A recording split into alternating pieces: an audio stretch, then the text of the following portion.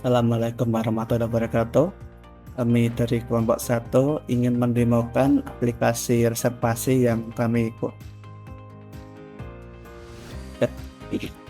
pertama karena petugas di sini datanya dari aplikasi pihak ketiga, bukan dari aplikasi yang kita buat. Jadi untuk sekarang kita masukkan data secara manual dari query MySQL. Oke, kita cek dulu. Di sini sudah ada ya, di sini tadi nama petugasnya kelompok 1, nomor teleponnya 0, dan kita kembali ke sini. Tadi adalah ID-nya 2261 sanksi next, dan namanya kelompok 1. Oke, sini untuk produk utama kita buat kamar dulu.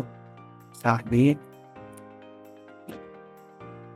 itu fasilitasnya adalah full dan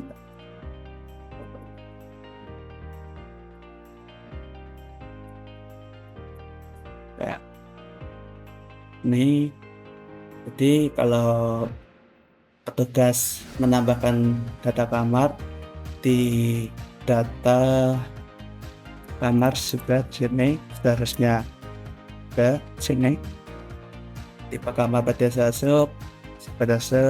harga 9.000,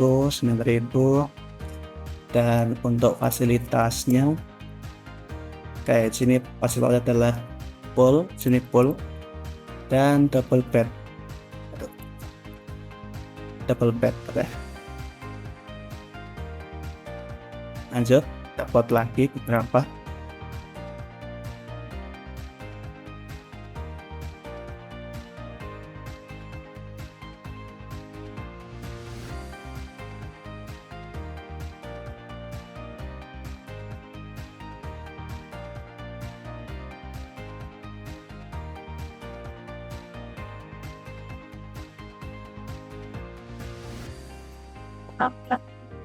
Sini udah buat data kamar baru, dan sini harusnya data kamarnya bertambah 3 ya. Dan untuk fasilitas seharusnya masih 2 karena kita di sini pakainya pool. Sini juga sudah ada pool, dan ini double bed, sudah ada double bed. Oke.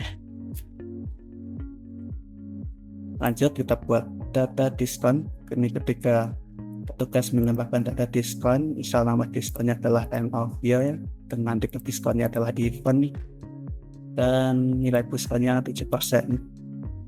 Terus kita promo, tipe diskonnya normal, dan nilai diskonnya 2%. Oke.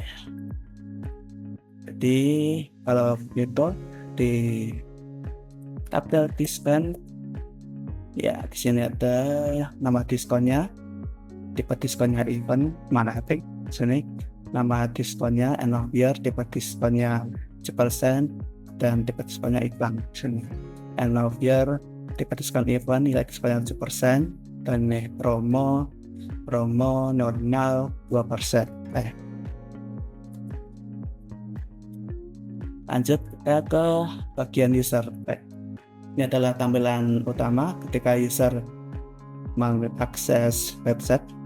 Terus ketika user mengklik book your stay, akan ditampilkan kamar yang tersedia. Jadi jika kita mencoba mengubah nih, misal standar tipe kamar standar ini kita buat tidak tersedia, maka di sini juga akan menghilang. Oke.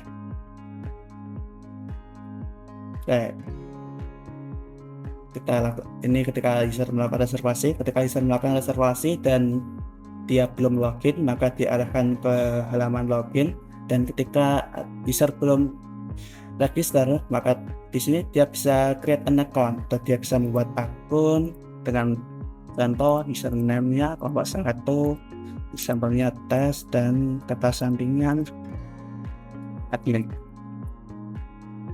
123, dan dia membuat akun. Oke, ketika user selesai membuat akun, dia langsung diarahkan ke halaman reservasi. Ini adalah kamar yang dia pilih tadi dengan terus dari sini jika kita ini adalah durasi. Contoh user pengen 10 hari, ini 10 malam, durasi menginap 10 malam. Payment method ini metode pembayaran bisa bank transfer dan diskonnya kita 2%. Oke. Di sini pada awalnya segini, misal ini aku dulu dah, ini satu dulu, ini satu, sini ada normal segini dan setelah diskon segini. Dan kalau kita buat usernya menginapnya 11 hari, maka harganya juga akan berubah. Ini total harganya akan segini. Oke, confirm reservation. Oke, di sini ketika user mengklik confirm reservation, maka itu akan membuat dua data baru di tabel pembayaran. Sini, akan membuat data baru tabel pembayaran. Sini total bayarnya 13230 yang tadi, dan reservasi dan juga reservasi. Sini reservasi ya deh, harga akhir nilai diskonnya 2% tadi. Terus ini user ID yang melakukan reservasi, kamar ID yang dipilih, dan diskon total diskon ID 2%. Dapat diskon mana diskon ID 2, diskon itu 2% ya, ini promo nilainya 2%. Oke. Ketika di sini default value dari reservasi adalah statusnya adalah pending.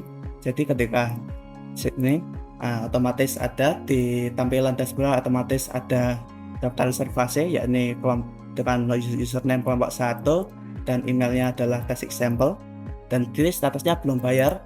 Jadi kalau kita verifikasi pembayaran dan kita refresh, sini juga akan berubah. Kita juga bisa lihat di pembayaran, seharusnya status pembayaran juga sudah berubah. Statusnya ada 1, ini 1, dan reservasi juga harusnya sudah berubah statusnya, confirm. Lanjut, ketika user datang,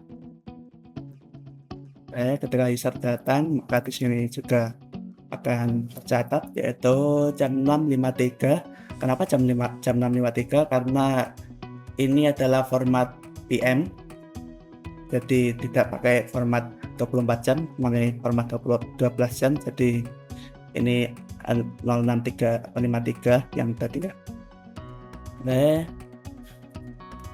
Jadi kalau kita lakukan query lagi di sini, seharusnya mulai menginapnya juga ada di sini. Dan ketika petugasnya melakukan verifikasi user pergi, reservasinya akan menghilang karena usernya sudah pergi, jadi reservasinya sudah selesai. Dan di history juga akan muncul di sini kalau dia sudah check out, statusnya ini check out, dan ini adalah jam check out 54. Jadi kalau kita sini lagi dari sini, dan juga akan dicatat petugas ID yang memverifikasi reservasi ini, yaitu 2026-01. Akan saya tambahkan contoh lagi ketika user melakukan satu reservasi lagi, misal di sini. Kenapa nih tidak kembali ke halaman login? Karena user sudah pernah login, jadi di sini dia tidak perlu login lagi.